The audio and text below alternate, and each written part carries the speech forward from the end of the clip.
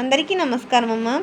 ఈరోజు మనం తెలుసుకుంటున్న అంశం ఏంటంటే 9th class Telugu 6th lesson not చదువు అనే పాఠ్యాంశానికి సంబంధించిన టోటల్ నోట్స్ని వీడియోలో చూద్దాం. ఇంకా ఆలస్యం చేయకుండా వీడియోలోకి వెళ్ళిపోదాం. మొదటి ప్రశ్న, శ్రీపాద సుబ్రహ్మణ్య శాస్త్రి పొరుగురును వెళ్ళడానికి గల కారణాలు ఏమిటి? జాగ్రత్తగా స్క్రీన్ షాట్ తీసుకున్నాను. మళ్ళీ చెప్తున్నా అనుకోద్దండి. అక్షరాలు కన్నా క్లియర్ కనిపించకపోతే నెట్ క్వాలిటీ పెంచుకొని స్క్రీన్ షాట్ తీసుకున్నాను. తర్వాత నెక్స్ట్ రెండవ ప్రశ్న, వల్లూరులో శ్రీపాద సుబ్రహ్మణ్య శాస్త్రి గారు దినచర్య గురించి రాయండి. జాగ్రత్తగా స్క్రీన్ షాట్ తీసుకున్నాము.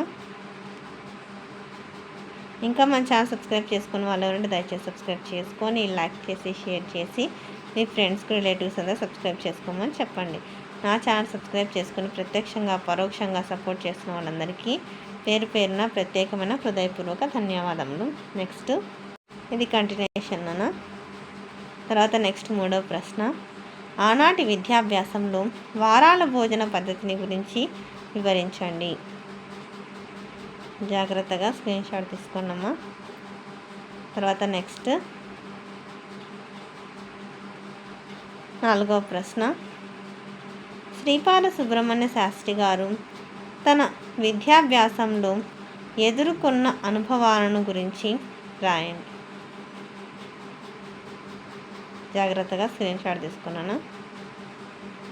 తర్వాత నెక్స్ట్ ఇది కంటిన్యూషను. ఐదవ ప్రశ్న, అభివృద్ధి కోసం పాటుపడే వ్యక్తికి ఉండాల్సిన లక్షణాలను రాయండి. నెక్స్ట్ కంటిన్యూషన్ అన్న. తర్వాత నెక్స్ట్ పెద్ద ప్రశ్న అడిగి, నేటి విద్యా విధానంలో విద్యార్థులకు లభిస్తున్న సౌకర్యాలను తెలియచేస్తూ కరపత్రం తయారు చేయండి. విద్యార్థుల సౌకర్యాలను హెడ్డింగ్ పెట్టి కరపత్రం అంటే దాన్ని ఏమంటారు ఇంగ్లీష్లో పాంప్లెట్ అని అంటారు కదా.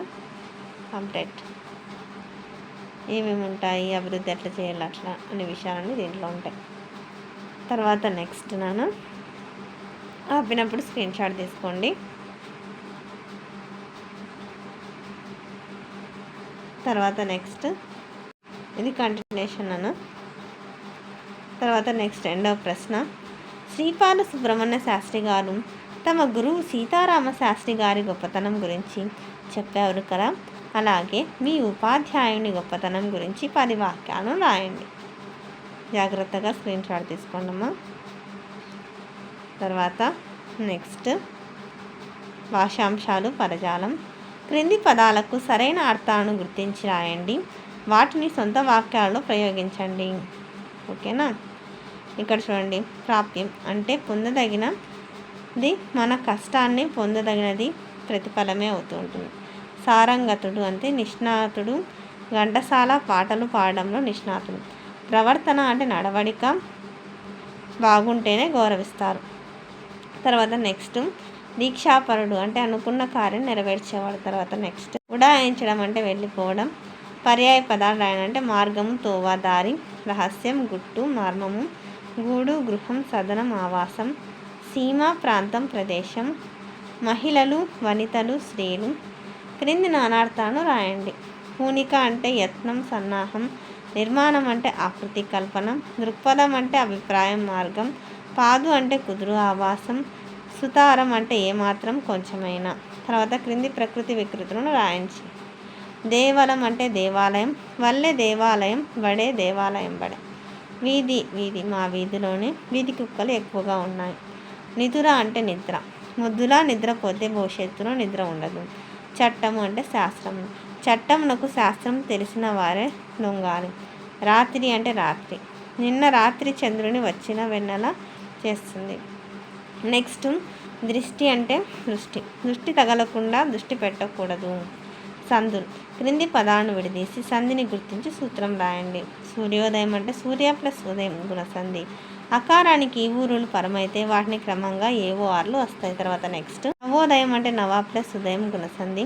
అకారానికి ఈ ఊరులు పరమైతే వాటిని క్రమంగా ఏవో ఆర్లు వస్తాయి. విద్యార్థులు అంటే విద్యా ప్లస్ అర్థులు అంటే సవర్ణ దీర్ఘ సంధి. ఈ ఊరులకు అచ్చులు పరమైతే వాటిని దీర్ఘం వస్తాయి. పొరుగుళ్ళు, పొరుగు ప్లస్ ఊళ్ళు సంధి. ఉత్తున ఖర్చు పరమైనప్పుడు సంధి అగును. కలగజొచ్చింది, కలగన్ ప్లస్ వచ్చింది సరళాదేశ సంధి. ధృత ప్రకృతికం మీది పర్షములకు సరళములగు. ఆదేశ సరళమునకు ముందున్న ధృతమునకు బిందు సంశ్లేషలు విభాషగానగు. నెక్స్ట్ టుగాగమ సంధి. క్రింది పదాలను విడదీసి సంధి పేరును తెలిపి సూత్రీకరించండి. పొదుగురిట్టిల్లు, పొదురు ప్లస్ ఇల్లు టుగాగమ సంధి. తూగుటుయ్యాల, తూగు ప్లస్ ఉయ్యాల టుగాగమ సంధి. పల్లెటూరు, పల్లె ప్లస్ ఊరు టుగాగమ సంధి. పండుటాకు, పండు ప్లస్ ఆకు టుగాగమ సంధి. పెంకుటిల్లు, పెంకు ప్లస్ ఇల్లు టుగాగమ సంధి. సమాసాలు. క్రింది సమాసాలకు విగ్రహ వాక్యాలు రాసి సమాసం పేరు రాయండి. సీత భర్త, సీత యొక్క భర్త షష్ఠీ తత్పురుష సమాసం. బావి నీరు, బావి అందరి నీరు సప్తమి తత్పురుష సమాసం. అసాధ్యుడు, సాధ్యము కానివాడు తత్పురుష సమాసం. అధర్మము, ధర్మం కానిది తత్పురుష సమాసం. నిద్రాహారాలు, నిద్రయును కమహారమును ద్వంద్వ సమాసం. కొత్త వీధి, కొత్తదైన వీధి విశేషణ పూర్వపద కర్మధారయ సమాసం. తర్వాత నెక్స్ట్ ఆధునిక వచనం. తమ శిష్యులందరిలోనూ నాకే అగ్రతాంబూలం ఇచ్చిరి. తమ శిష్యులందరిలో రాకే అగ్రతాంబూలం ఇచ్చారు. చల్లని నీటితో స్నానము చేసి బట్టలను నుద్ద పోయేవరాదు. చల్లని నీటితో స్నానం చేసి బట్టల అద్దుకొని అంటే ఉతుక్కొని వేసుకోవాలి. మధ్యాహ్నంబు వేళ తరచుగా బోవ దేవాలయం గోపురంపై ఎత్తస్తున్న కూర్చునుండిన వాడును. మధ్యాహ్నం వేళ తరచుగా పోయి దేవాలయం గోపురంపై అంతస్తులో కూర్చునే వాడిని. నేను మా నాన్నగారి అనుమతితో ఆడుకొనుటకు వెళ్ళడు వాడిని. నేను మా నాన్నగారి అనుమతితో ఆడుకోవడానికి వెళ్ళేవాడిని.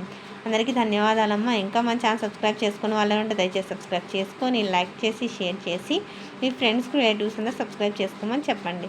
నా ఛానల్ సబ్స్క్రైబ్ చేసుకొని ప్రత్యక్షంగా పరోక్షంగా సపోర్ట్ చేసిన వాళ్ళందరికీ పేరు పేరున ప్రత్యేకమైన హృదయపూర్వక ధన్యవాదం. అందరికీ ధన్యవాదాలు. దయచేసి వీడియోని మాత్రం స్కిప్ చేయదునా. ధన్యవాదము.